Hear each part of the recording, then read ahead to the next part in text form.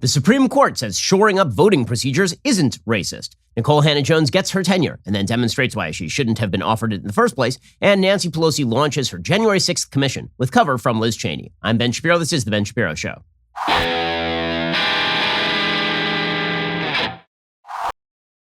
Today's show is sponsored by ExpressVPN. I protect my data with VPN. So should you. Visit expressvpn.com/Ben. We'll get to all the news in just one moment. First, a reminder, you're spending way too much on your cell phone bill. Pretty much everybody is, unless you switch over to Pure Talk USA, which is why so many of my listeners already have. In fact, another 1,000 of you, my extremely wise listeners, have made the switch from your overpriced wireless carrier to Pure Talk over the past couple of months. So what exactly are the rest of you waiting for? If you're with AT&T, Verizon, or T-Mobile, your family could save over $800 a year just by switching to Pure Talk. You get the same great coverage because they use the exact same towers as one of the big carriers. You can even keep your phone and your number, but you will be saving a fortune. Pure Talk is the top-rated wireless company by Consumer Affairs. They've got the absolute best customer service team based right here in America. If that sounds good, it gets better because right now you get unlimited talk, text, and 6 gigs of data for just $30 a month. Now you might be thinking, what if I use 8 gigs of data? Here's the thing. They're not going to charge you for using data over that 6 gig limit. Grab your mobile phone, dial pound 250 and say Ben Shapiro to get started. When you do, you save 50% off your very first month. Dial pound 250, say keyword Ben Shapiro.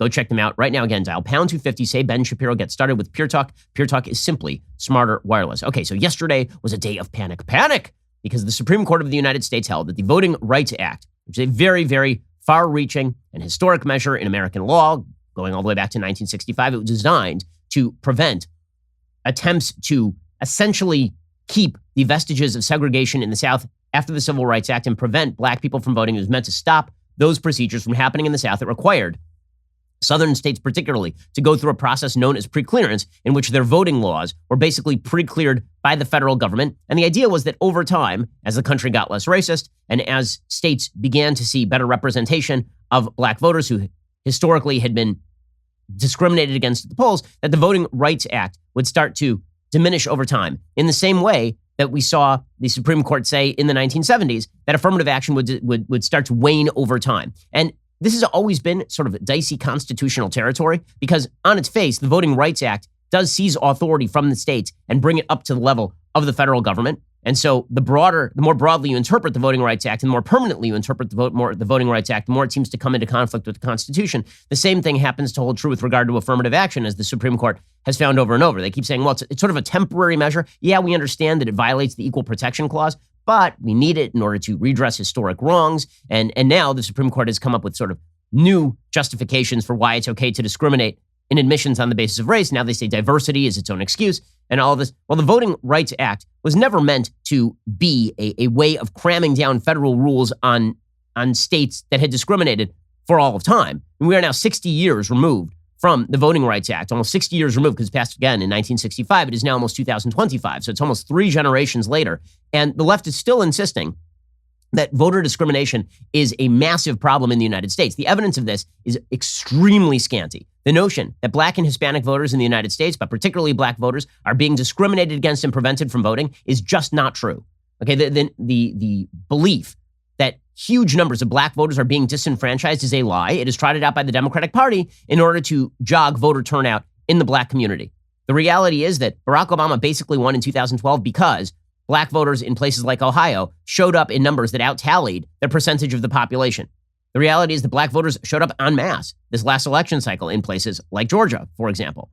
So the belief that red states have been shutting the doors to black voters or discriminating against black voters is extremely it's not based in evidence. It really is not based in evidence at this point. Okay, so there was a voter law in Arizona. It was passed in 2018. And what it cracked down on is essentially 2 things. One was voting out of precinct. Right? If you voted outside your precinct, then your ballot got tossed because you have usually a place where you're supposed to vote, and it's very difficult to match you up to your vote if you're voting outside your precinct. If I drove over to Naples today and I decided I was going to vote in Naples as opposed to voting where I live, well, then that would be a serious problem. It'd be difficult to match up my ballot to the place where I lived. And so Arizona cracked down on that. And they also cracked down on the most corrupt practice in modern American politics, ballot harvesting. Ballot harvesting is this practice where you deploy members of your party to go pick up ballots from third parties. So you are the Republican Party chairman, and you say to your worker, I want you to only go to houses that have historically voted Republican. I want you to pick up their ballots, and I want you to drive them to the ballot box. Okay, well, this presents a couple of problems. One, basically, whichever side is better funded in terms of who picks up more ballots that day is going to win, because you just walk up to the door, you say, oh, did you forget to vote today? You don't go to the next door neighbor. You say, oh, did you forget to vote today? Well, I'm here to help you vote today. Two, is it really a stretch of the imagination to believe that when you ballot harvest on behalf of a party and you're a party activist and you have access to a bunch of ballots that you have specifically picked up, that you're not going to go in the back and just mark off a few boxes? In fact, this is a major problem in North Carolina in a Republican district. Somebody hired a Republican voter outfit, and this is exactly what they did. They had to rerun the election. Okay, so ballot harvesting has been a major problem. It's been a major problem in California. In 2018, for example, Democrats swept a bunch of seats in Orange County that looked as though they were red seats, specifically because they went out and they ballot harvested. So ballot harvesting is extremely corrupt. It is rife with the potential for fraud, and Arizona cracked down on it. So the Democrats sued. They said that it was a discriminatory law. They said it violated the Voting Rights Act because it prevented Black and Hispanic people from voting in a way that it didn't prevent white people from voting. Now, the problem for them is that it was a facially neutral law. The law applied to everybody. You can't vote out of precinct. Doesn't matter your race. And the other problem is that everybody still got to vote. So it's very difficult to make the claim that this was specifically directed at Black and Hispanic voters. You could say that it was attempting to crack down on Democratic voting practices at which they had an advantage, that ballot harvesting had been used to great advantage by Democrats, and Republicans were now fighting back against that. But that's not unusual, right? That is true throughout American voting law. Whenever Democrats take control of a legislature, they proceed to gerrymander the entire state in alignment with Democratic voting interests. And when Republicans take advantage of a legislature, then they do the exact same thing. They proceed to reverse gerrymander. So the sort of interplay over voting law has been a long-time feature of American politics. None of that is banned. Right? Changing voting procedures such that it seems to help your party in one way or another. I mean, this is what Democrats are now attempting to do at the federal level, right? There's a reason why Democrats are pushing ballot harvesting at both the state and the federal level, and Republicans are pushing back against it. And it's not because Democrats just want more people to vote. I'm not seeing Democrats really push super hard in highly red areas for ballot harvesting, for example. It seems like they're doing this mostly on behalf of purple and blue states. But the real ban is on voting procedures that are designed to disenfranchise Black people. That's what the Voting Rights Act is about. So the Supreme Court looked at the Arizona law and they said, no, this is not violative of the Voting Rights Act. And the dissent in this particular, it was a 6-3 ruling in which all of the Republican appointees voted one way and all the Democratic appointees voted the other. It's the first kind of major 6-3 ruling that we've seen in a while, because usually Roberts tends to vote with the Democrats on sort of 6-3 rulings, or he tries to water down the decision so as to get a couple more Democratic votes, which we've seen a few times here. Unanimous decisions that didn't have to be unanimous, but Roberts made them unanimous and watered down the decision in order to achieve the unanimous vote and limit the scope of the decision, for example. Okay, on this one, it went almost straight party line appointment. And the Democrats basically now claim that any law that has quote unquote disparate impact is unconstitutional under the Voting Rights Act, which is pretty wild because most laws have some sort of disparate impact. It turns out the disparate impact in this particular case is minute, statistically speaking. It doesn't matter. Okay, so according to Democrats, this is a racist decision. It is the racist Republican majority on the Supreme Court who are cramming down a violation of the Voting Rights Act of 1965. Instead, the Supreme Court should read the Voting Rights Act as broadly as possible, according to the dissent, in order to rule out a huge bevy of Republican-led attempts to shore up voting procedures that may disproportionately affect Black and brown voters, even though they are facially neutral and, in fact, neutrally applied. Right? This is the argument that you hear from Democrats until the last 5 minutes, that voter ID is racist, because they say, well, that'll disenfranchise more Black and brown people. And most Americans are like, well, no, everybody can go get an ID. But Democrats say, well, statistically, fewer Black and brown people have IDs than white people. Therefore, it is discriminatory. That's the kind of logic that the dissent uses, written by Elena Kagan in this particular Supreme Court case. Because for Democrats, everything now boils down to a core voter theory. That voter theory is the way they're going to win future elections is by cobbling together a coalition of the supposedly dispossessed to overcome the fading white majority. This has been a theory. Again, it's the most dangerous theory in American politics, that demography is destiny. It is a theory that is pushed alternatively by the mainstream left and the alt-right. It is a lie. It is not true. But Democrats have bought into this full scale because it proposes that as the country gets browner, inevitably, Democrats will not only win a majority, but they will keep a majority no matter what, and that majority will rule for all time. The demography is destiny argument that Democrats make is basically a utopian argument. It's a millenarian argument. We are going to reach the end of history at a point when we cobble together enough of a coalition of the dispossessed that we will never lose another election. And thus, the only thing that could be preventing that right now is voter suppression efforts on behalf of Republicans, which serves a couple of purposes. One, it allows them to keep this illusion of the new politics in their mind. And two, it allows them to lie to minority voters and tell them that Republicans are attempting to prevent them from voting in the first place, which of course is not true. Okay, so according to the New York Times, the Supreme Court on Thursday gave states new latitude to impose restrictions on voting. No, they really didn't. Using a ruling in a new case from Arizona to signal that challenges to laws being passed by Republican legislatures that make it harder for minority groups to vote would face a hostile reception from a majority of the justices. The New York Times is so unbelievably biased. That is not what the court says. What the court says is if you want to show discrimination in law, you have to show discrimination in law. You can't just allege that because a law has a disparate impact, that means that the law itself is racist. Every single law that has ever been passed in the United States affects some groups differently than others. Every single law. That does not mean that the law is invalid under either the Civil Rights Act or the Voting Rights Act. Okay, what the dissent would like, what Democrats would like, is to have essentially a super legislature at the Supreme Court level that strike down all laws made by red state legislatures and green lights all discriminatory measures taken by blue state legislatures. That really is the goal here. The vote was 6-3, the court's three liberal members in dissent. According to the New York Times, the decision was among the most consequential in decades on voting rights. It was the first time the court had considered how a crucial part of the Voting Rights Act of 1965 applies to restrictions that have a particular impact on people of color, but it doesn't have a particular impact on people of color. This is one of the points that the majority opinion makes. They say, looking at this statistically, the impact on minority voters is minimal.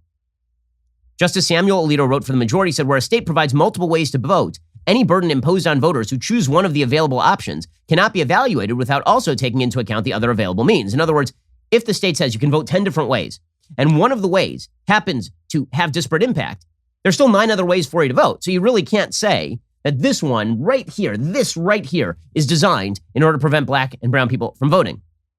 Meanwhile, Justice Elena Kagan wrote the dissent, said wherever it can, the majority gives a cramped reading to broad language. But here's the point. The broader the language of the VRA, the more broadly you interpret the language of the VRA, the closer it comes to violating the constitutional provision that states get to run their own elections.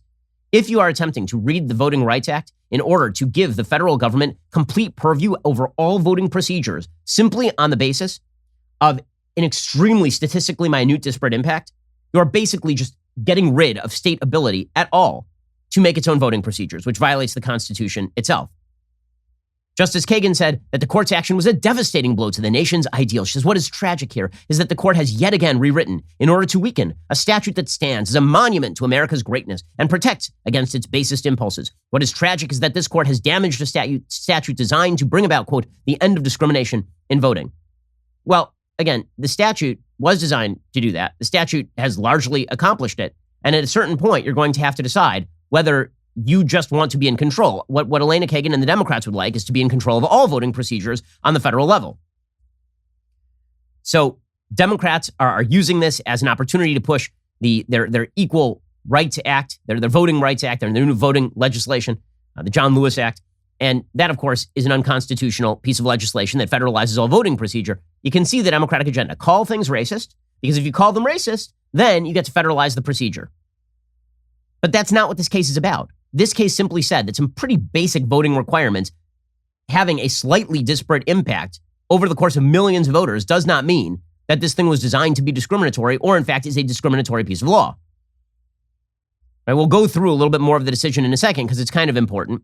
Because, again, the entire Democratic case these days seems to boil down to everything I don't like is racist and therefore give me control. We'll get to more of that in just 1 second. First, if you're a business owner who's hiring, you probably face a lot of challenges when it comes to finding the right person for your role.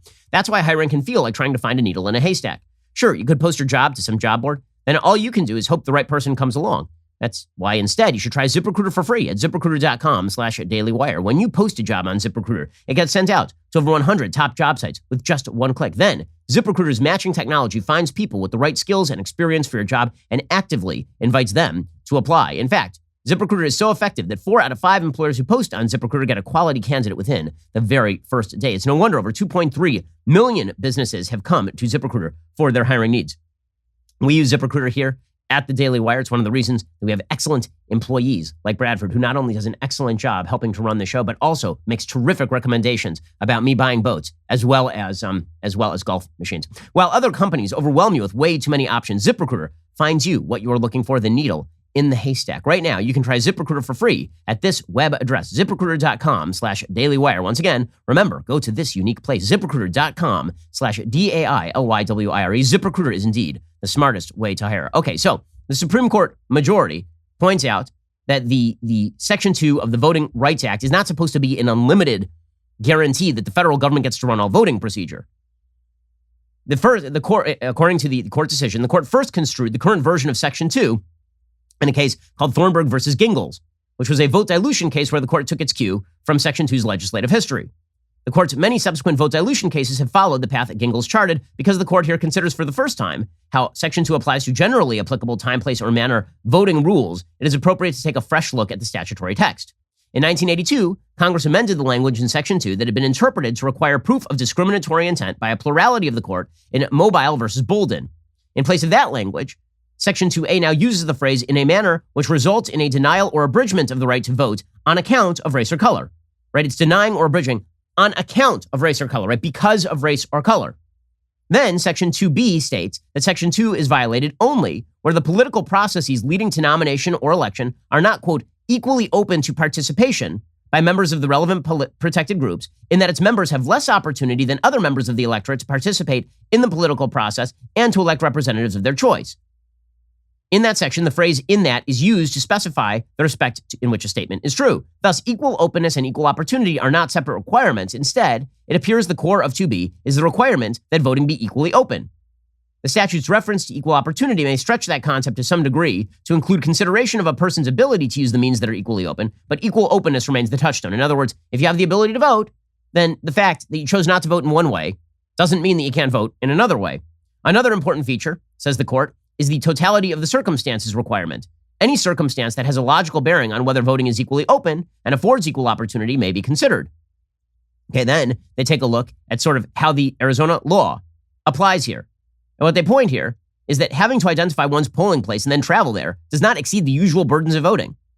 In addition, Arizona made extensive efforts to reduce the impact of the out-of-precinct policy on the number of valid votes ultimately cast by sending a sample ballot to each household that includes a voter's proper polling location. The burdens of identifying and traveling to one's assigned precinct are also modest when considering Arizona's political processes as a whole. The state offers other easy ways to vote, which likely explains why out-of-precinct votes on Election Day make up such a small and apparently diminishing portion of overall ballots cast. Also, the racial disparity in burdens allegedly caused by the out-of-precinct policy is small in absolute terms. Of the Arizona counties that reported out-of-precinct ballots in the 2016 general election, a little over 1% of Hispanic voters, 1% of African-American voters, and 1% of Native American voters who voted on Election Day cast an out-of-ballot precinct ballot. For non-minority voters, the rate was around 0.5%. A procedure that appears to work for 98% or more of voters to whom it applies, minority and non-minority alike, is unlikely to render a system unequally open. That is simply true. I mean, at what point do you start to say that a law's disparate impact starts to look racist? Not at the difference between 1% and 0.5%. I mean, that literally means that 99% of the Black, Hispanic, and Native American people who cast ballots in this particular way in Arizona, and again, remember that this is a very small number of people, that number is obviously not, the difference between 1% and 0.5% is obviously not going to be the big difference maker here. Okay, but according to the court, according to the dissent and according to Democrats, as long as there is any distinction in the outcome, that means that racism has happened. Now, what this is driven is, of course, the Democrats who suggest that the Supreme Court is a repository of racism, etc.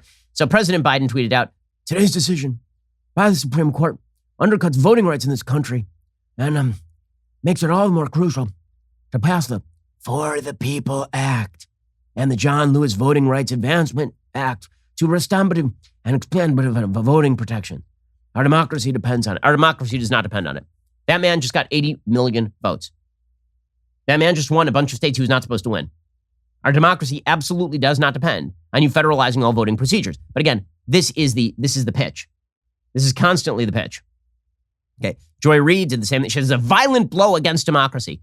Okay, so let me just get this straight. To say that ballot harvesting is not allowed in a state, again, it's a very corrupt, fraud-ridden voting procedure, and to say that you have to vote in the precinct to which you are assigned, this apparently is a threat to democracy. Everything, according to the left, is a threat to democracy. Everything. So long as they believe that it's going to cut against them. That's always and forever.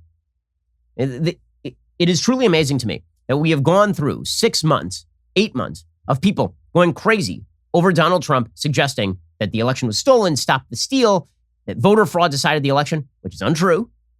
And the exact same people say that widespread evidence of voter suppression and racism in voting procedures remains a pressing issue in the United States. There is less evidence of the latter than there is of the former, and there's very little evidence of either. Here is Joy Reid saying what Joy Reid does. In a 6-3 ruling written by Samuel Alito, the most reliably conservative justice, the Supreme Court dealt another violent blow against democracy by upholding 2 restrictive Arizona voting laws, forbidding the collection of absentee ballots by anyone other than family or caregivers, and allowing the tossing of ballots inadvertently cast in the wrong precinct. It's the latest notch in the belt of Chief Justice John Roberts, whose life's work, really, since his days as an influential aide in the Reagan Justice Department, has been to destroy the landmark 1965 Voting Rights Act. Okay, understand, the Voting Rights Act was specifically designed for a time and a place, in the same way that many of the provisions of the Civil Rights Act were designed for a time and a place, and affirmative action was designed for a time and a place. That place was 1964, 1965 America. It was not designed to suggest that every voting procedure undertaken in a red state in the South has to be scrutinized by the federal government 3 generations later. Okay, but this is a political argument. It's not even a legal argument. What Elena Kagan would like, she sets no standards in her dissent, by the way. Her dissent basically says, whenever we decide that we don't like a voting procedure, we will just say it violates the VRA, and then we'll throw it out. And the court, in this case, said, no, you actually have to show evidence that this was designed in order to hurt black people.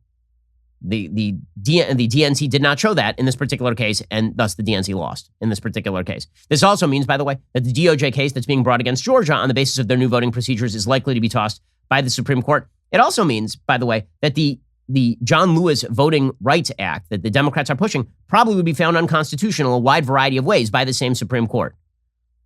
The reason Democrats are pretending to be so upset about this, of course, is because, again, they want Black and Hispanic Americans to believe that there's an entire party seeking to disenfranchise them. That is a lie. It is untrue. But maybe they can make political hay while the sun shines. Because if everything is racism, you never have to make an affirmative case for your own actual political agenda or explain why it is that your agenda keeps failing Black and Hispanic people the country over.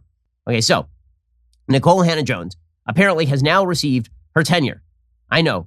I was waiting with bated breath as well. Now, I said for a long time, I've become an accelerationist when it comes to universities and colleges. When it comes to universities and colleges, I think that basically the colleges should embrace their most radical points of view. They should enshrine them. And then everybody who recruits for a business should just start ignoring college degrees. We at Daily Wire do not take college degrees into account when it comes to hiring. Right? We'll hire, if you have qualifications, if you have work experience, we will hire you whether you went to high school, whether you went to college, we don't care. We would be hypocrites to do anything less. My business partner, Jeremy Boring, never graduated from college. I went to Harvard Law School. Okay, our educational degrees are quite disparate. Our business partnership remains intact. Okay, the very silly notion that if you get a degree from the University of North Carolina, that this somehow qualifies you to actually do anything in life if you are a liberal arts major or somebody who studied with Nikole Hannah-Jones is absurd on its face. No, by the way, note going out to all major Republican donors to the University of North Carolina, this is where your money is going. Understand that your money is now going, your donations.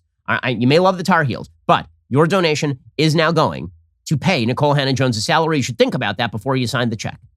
Think about what you would wish to subsidize with your dollars.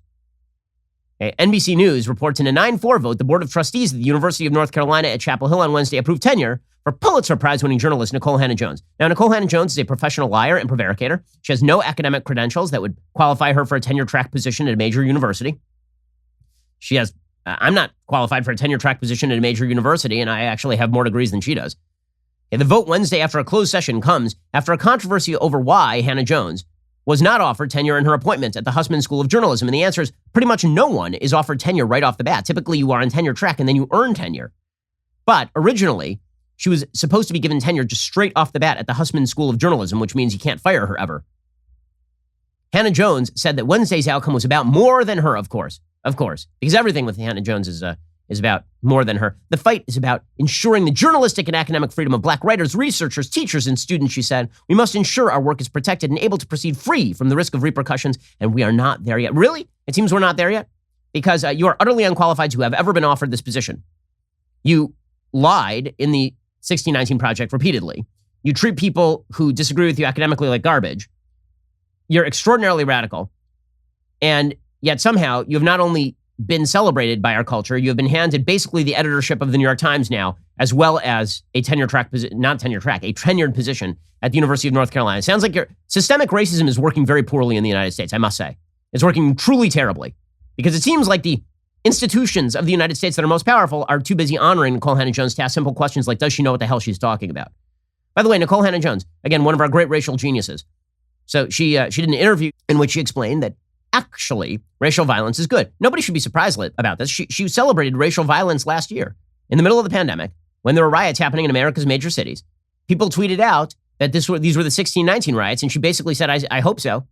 The truth is, Nikole Hannah-Jones has been propagating lies and misinformation for years. I mean, Nikole Hannah-Jones last year was suggesting that violence in the streets is a good thing.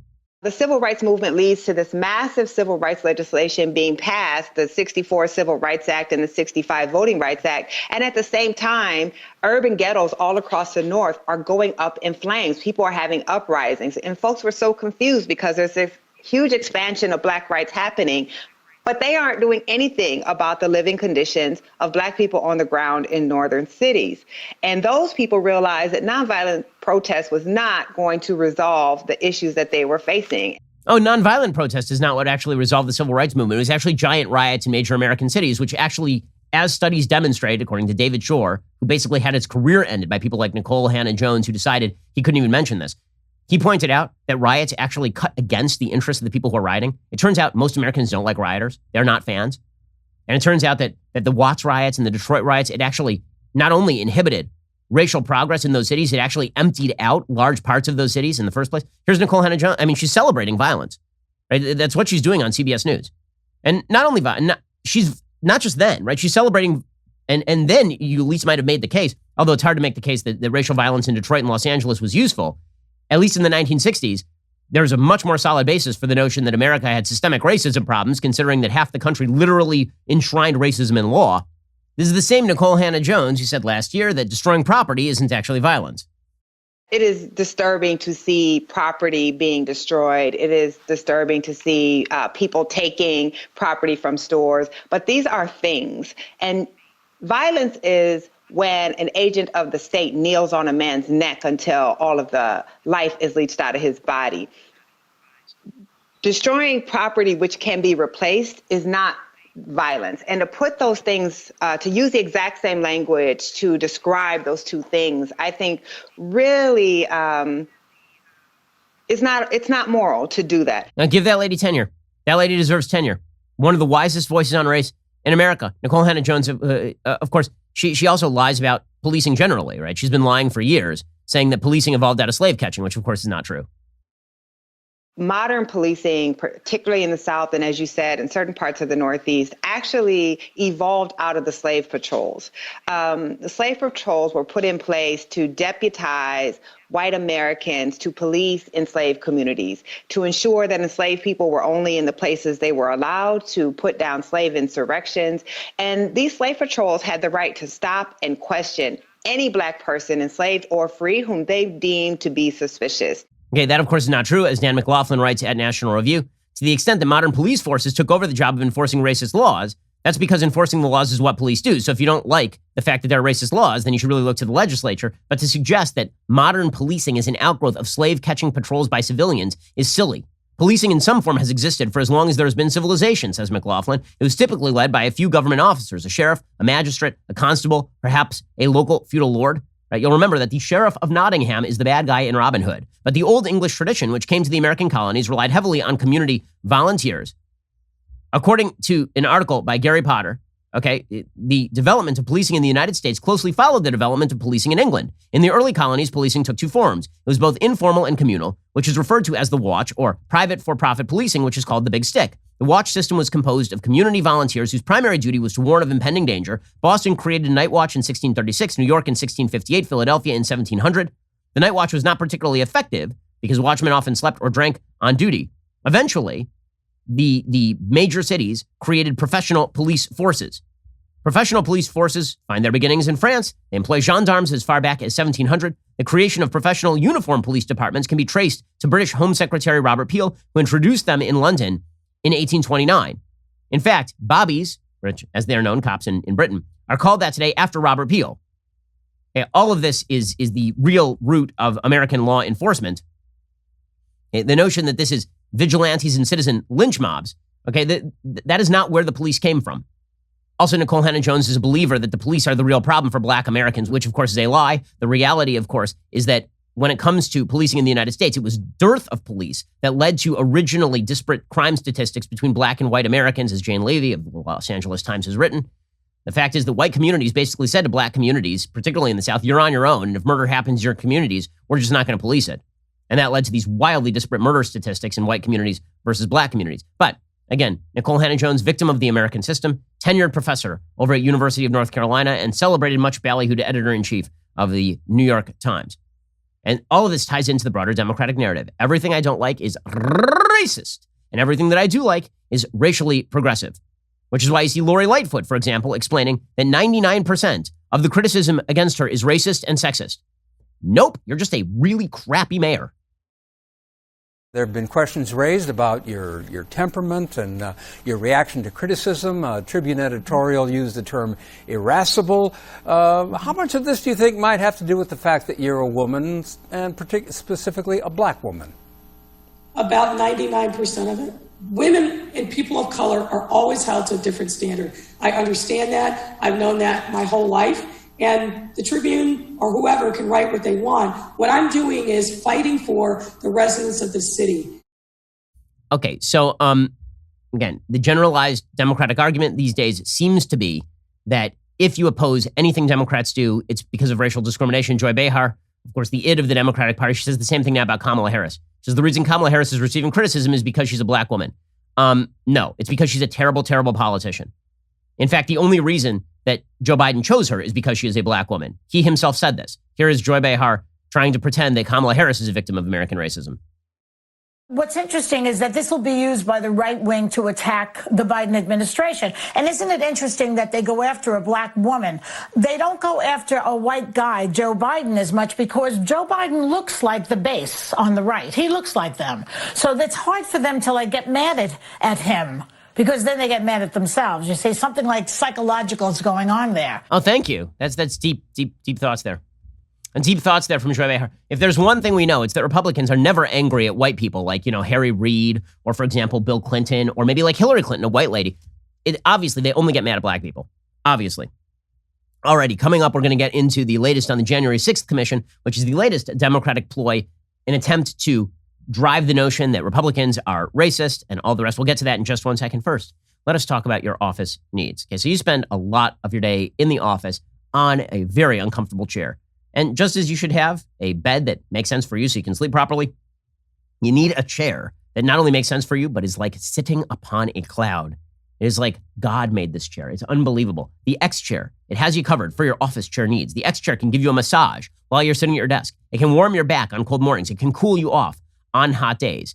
And basically, it's like sitting on a beach in Barbados while you are working. The secret is not only their patented dynamic variable lumbar support, which offers unbelievable lumbar support to your lower back, they now have introduced Elemax featuring cooling, heat, and massage therapy. Imagine regulating your body temperature and getting massage therapy while sitting at your desk. X-Chair Elemax Cooling delivers heat and massage technology directly to your core, helping to increase blood flow, muscle recovery, and energy. All perks that make working from home or the office a joy. Elemax even offers 4 different massage modes and fast warming heat technology for therapy to your sore back. Extra prices are going up July 12th for the first time in 2 years. Beat the price increase right now. Everybody in the office competes to sit on the X-Chair each and every day. Like while I'm working, it's over there in the production room. They're basically fistfights every morning as to who gets to sit on the X-Chair. Go to the xchairshapiro.com right now. It's xchairshapiro.com right now. That's the letter X, chair, shapiro.com, or call 1-844-4XChair to get $100 off your order. X-Chair has a 30-day guarantee of complete comfort. You can finance your purchase for as little as $30 a month. Go to xchairshapiro.com right now. Use code XWheels for free X-Wheel blade casters. xchairshapiro.com. Also, it is that glorious time of the week when I give a shout out to a Daily Wire member. Today, it is Josie Bartelt on Instagram, who clearly understands how to ace being a mom with a house full of boys. In this picture, Sharon's happy young sons are sporting binoculars, ear protection, and 3 examples of the world's most elite and well-made chalice. The caption reads, quote, "Our boys staying hydrated with the greatest of beverage vessels. See that plane behind them? We were listening to the sounds of freedom, watching the Blue Angels, #leftist tears tumbler."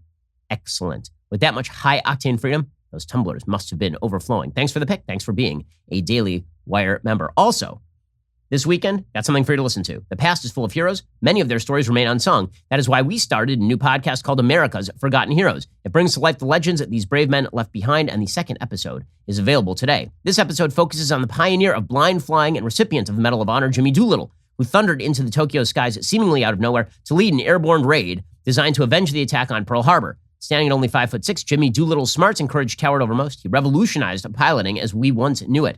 His name may be overshadowed by the raid he led, but it's worth remembering. He wasn't just a pilot, he was a man who changed the world. Subscribe now to America's Forgotten Heroes on Apple Podcasts. It is now like a top 5 podcast right now on Apple, Spotify, or anywhere else you might listen, because the second episode is out today, Friday, July 2nd. One new action-packed episode drops each day through the 4th of July weekend and into next week for a total of 7 episodes. Because too many heroes never receive the recognition they deserve, sharing their stories with you on this Independence Day holiday is our small tribute to their heroism. If you like what you hear, leave a 5-star review. That always helps with the rankings. Help share those incredible stories. Thanks for listening. Thank you to the heroes who made such an excellent podcast possible. You're listening to the largest, fastest growing conservative podcast and radio show in the nation. As part of the broader racial push the Democratic Party is making, of course, they are now pushing their January 6th commission. So this is a partisan commission. Nancy Pelosi announced it yesterday. She got Liz Cheney to sign up for the commission so that she could have a veneer of bipartisanship. Liz Cheney, of course, voted for impeachment of President Trump and has been a longtime critic of Trump. The problem with the January 6th commission, of course, is that the basic premise of the January 6th commission, usually a congressional commission, is about what Congress can do. You're not just supposed to hold commissions on random crap. I understand that we do commissions on random crap now, like we'll have a steroids and baseball commission for no apparent reason. But Congress, theoretically, is supposed to hold commissions and investigations with regard to legislation or procedures they can shore up. Instead, it appears that what this commission is designed to do, pretty obviously, is to keep January 6th forefront in people's minds and to link it to broader supposed Republican ideologies of bigotry.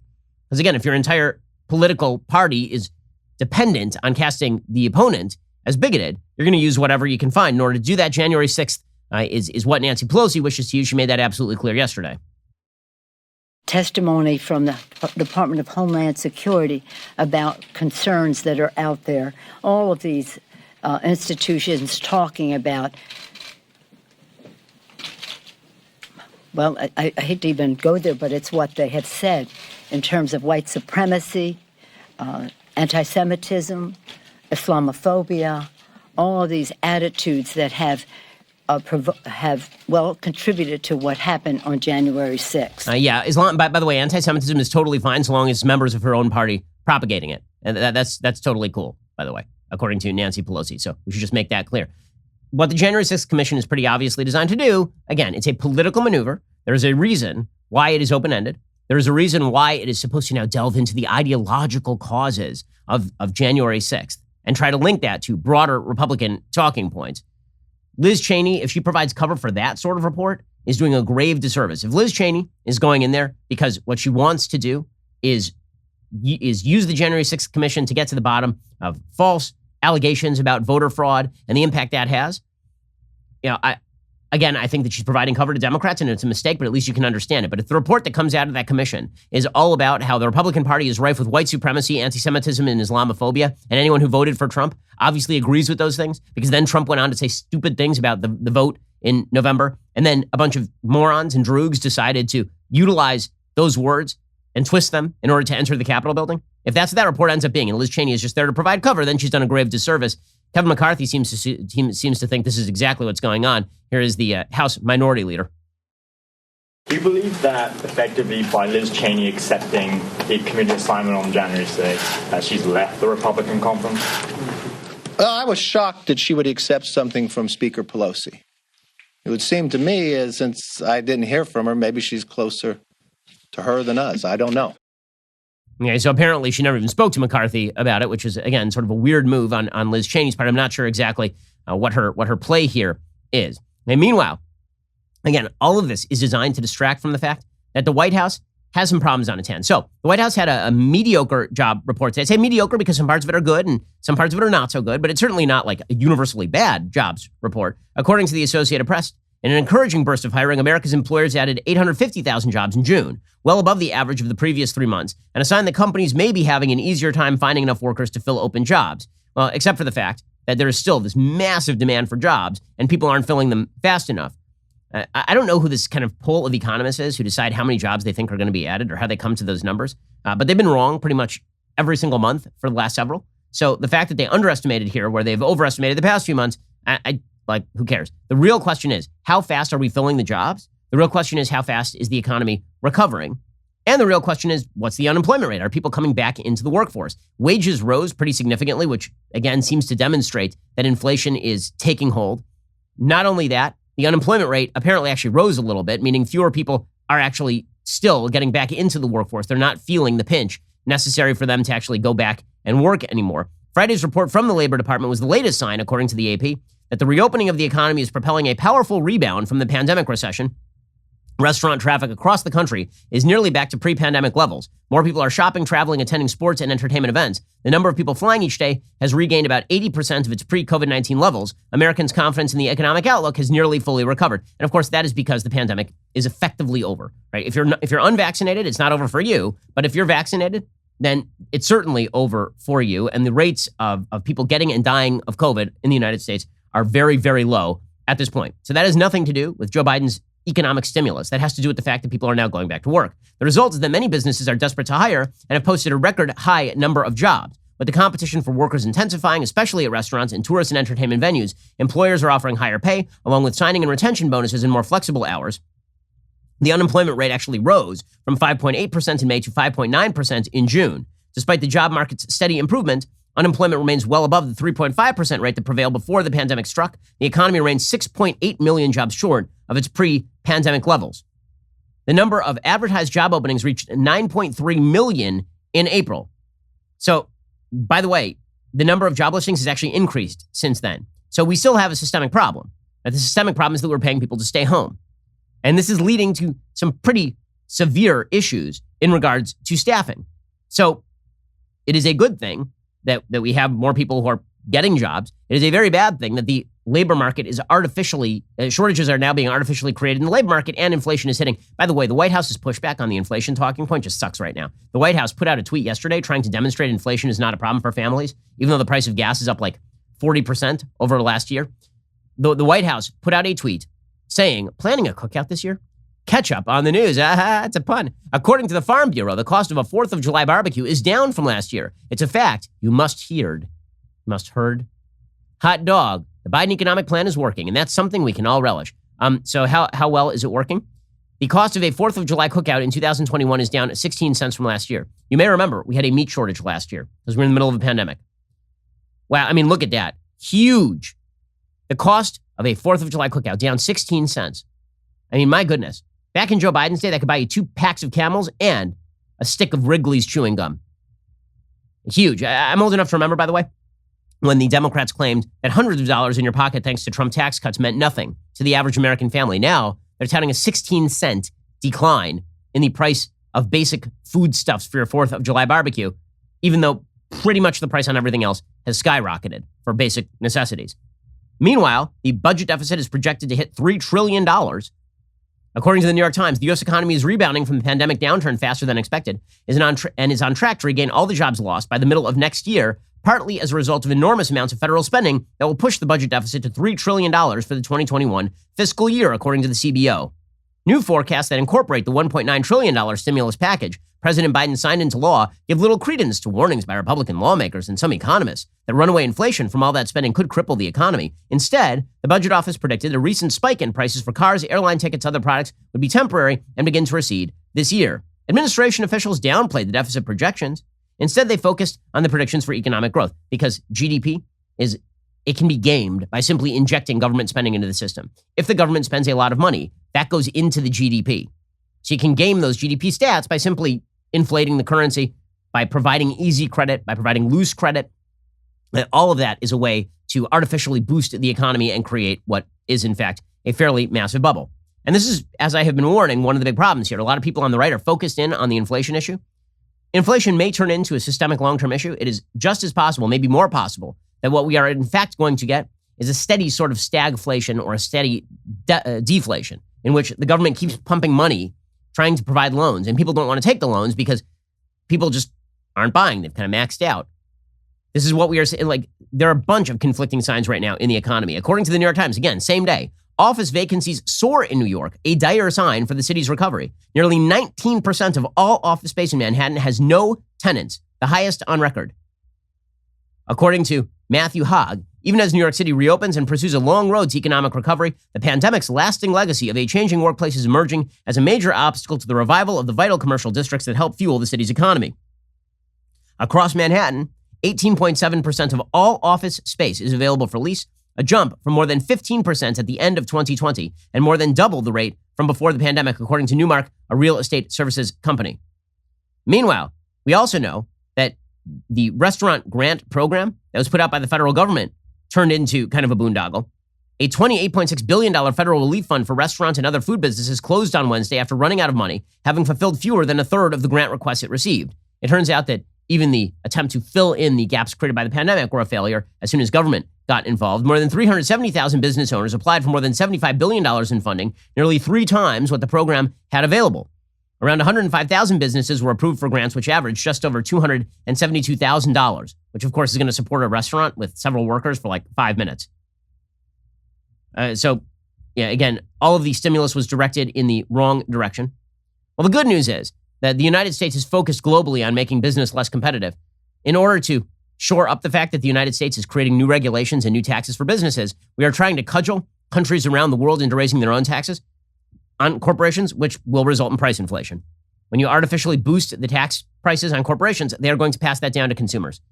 So get ready to feel the crunch that way. So mixed record coming from the Biden administration on the economy at best. They got to cover that with something because 2022 lurks around the corner. And the Biden administration's policies have not, in fact, forwarded economic recovery. They've suppressed economic recovery. If they just got out of the way, they'd be much better off. But they can't because it runs counter to Joe Biden's LBJ-type world-beating agenda. Alrighty, we'll be back here later today with an additional hour of The Ben Shapiro Show. First, you cannot forget to end your week. Check out The Andrew Klavan Show. Drew's show is every Friday. He's got an exciting evening planned for you. So head on over to dailywire.com at 7 p.m. Eastern, 6 p.m. Central. Tune in. I'm Ben Shapiro. This is The Ben Shapiro Show.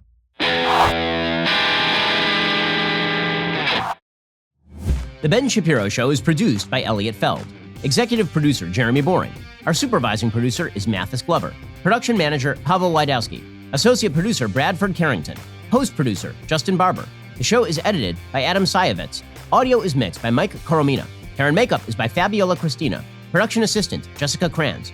The Ben Shapiro Show is a Daily Wire production. Copyright, Daily Wire 2021. Hey everybody, this is Andrew Klavan, host of The Andrew Klavan Show. You know, some people are depressed because the republic is collapsing, the end of days is approaching, and the moon's turned to blood.